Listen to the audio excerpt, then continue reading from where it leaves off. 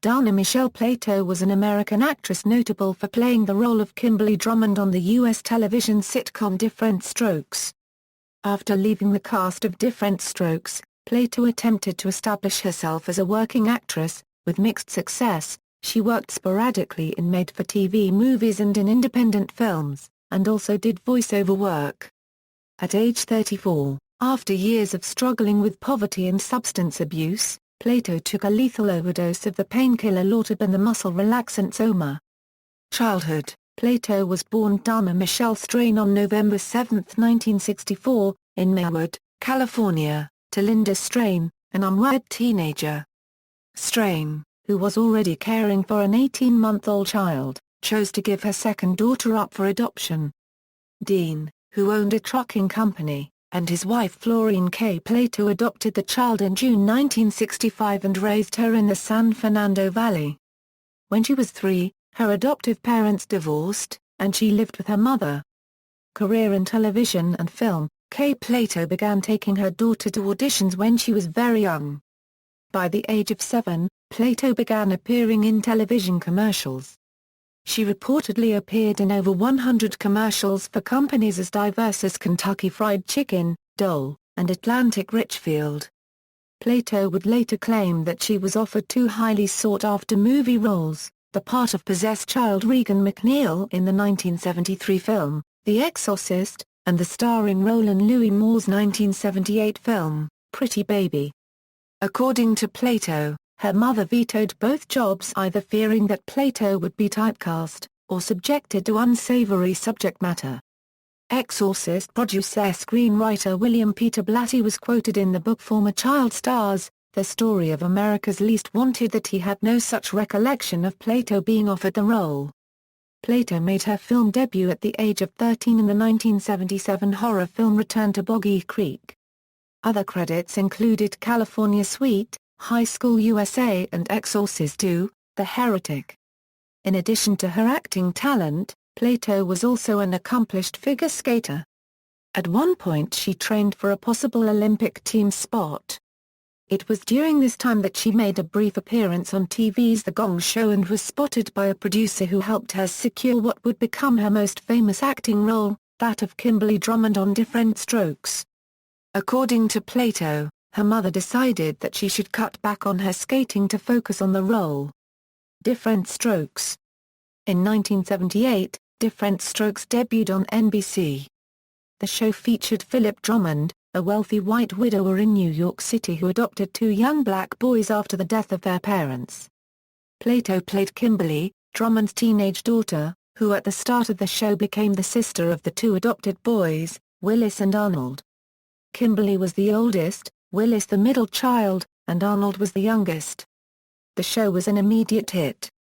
Plato appeared on the show from 1978 until 1984 and again from 1985 to 1986. During her tenure the show appeared on 2 different networks. During the show's run she became pregnant by her boyfriend, musician Lambert. The producers of Diff'rent Strokes did not feel that a pregnancy would fit the show's wholesome image, so Plato was let go. Although rumors of drug use and other problems on the set swirled around her dismissal, the producers were adamant that the pregnancy was the only reason why her character was written out. Plato actually returned for several appearances during the show's final 1985 to 1986 season, which appeared on ABC, including an episode in which Kimberly suffers from the effects of bulimia.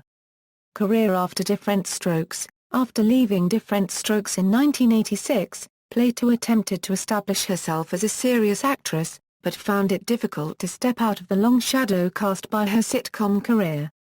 After her child was born, she had breast implants and appeared in a June 1989 Playboy pictorial, but her career remained in the doldrums.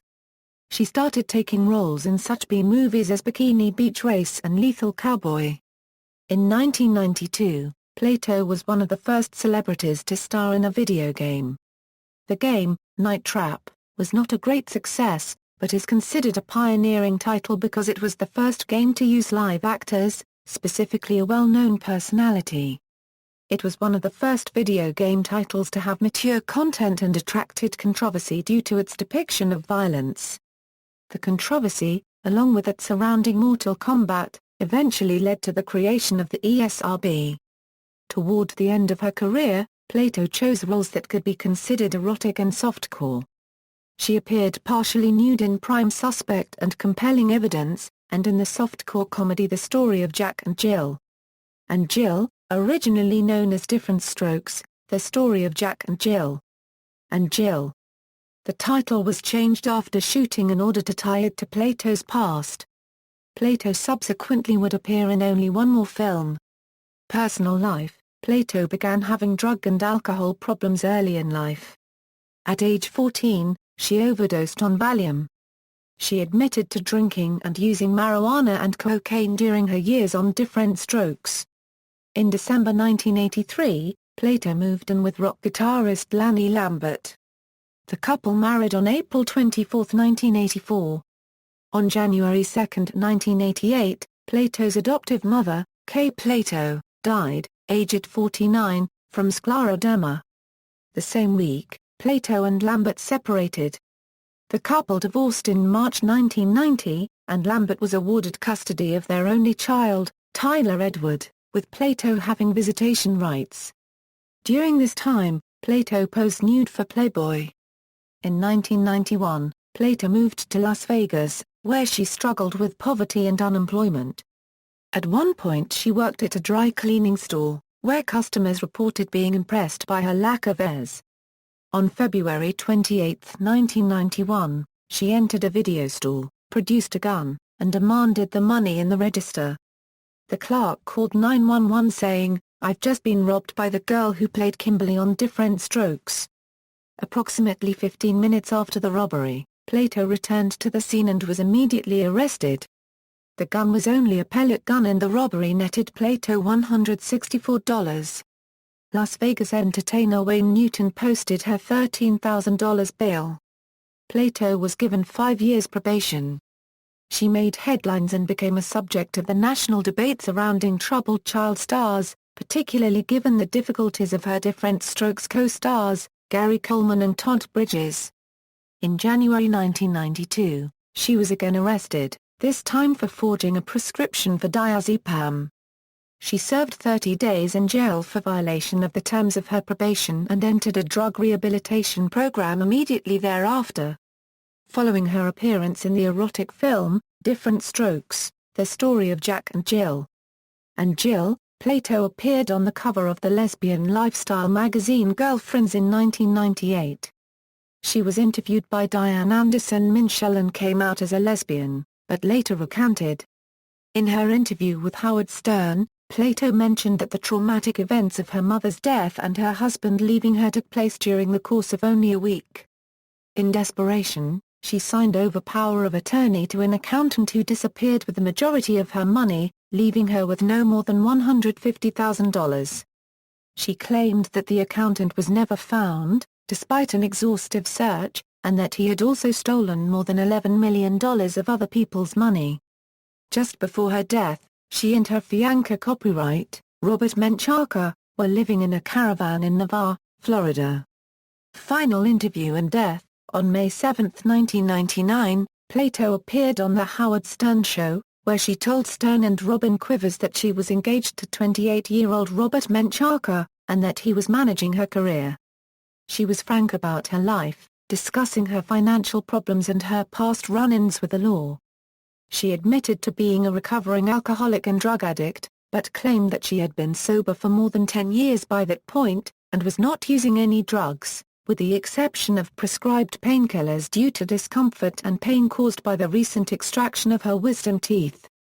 Many callers insulted her, saying that she was a has-been, and an addict, and she was referred to by one caller as an ex-con lesbian drug addict with mental problems. This provoked a defiant Plato, who offered to take a drug test on the air. Some callers, as well as Stern, came to Plato's defense by consoling and complimenting her. After the first 3 negative calls, a caller named Julie told Plato that she looked and sounded great, and that she could not fathom why people were attacking her.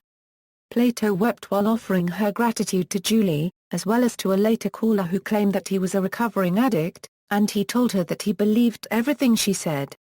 Other callers asked her relatively neutral questions, such as, "What happened to your kid? Did Todd break your arm on the set of Diff'rent Strokes?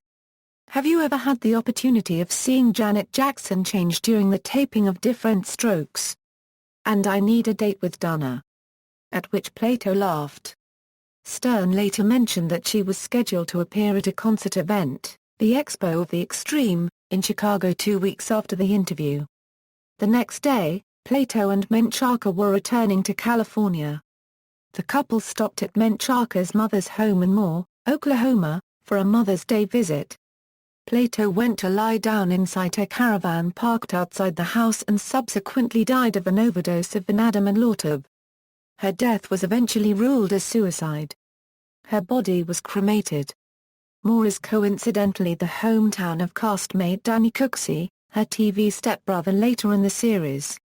Son's death, on May 6, 2010, almost 11 years to the day after Dana Plato's death, her son Tyler Lambert died at age 25 of a self-inflicted gunshot wound to the head in Tulsa, Oklahoma.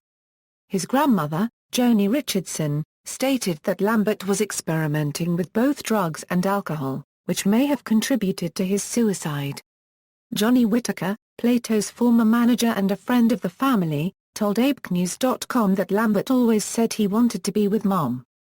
Mother's Day was always a difficult time, not only because it was Mother's Day but the anniversary of Dana's death, Whitaker said. Filmography, references. External links.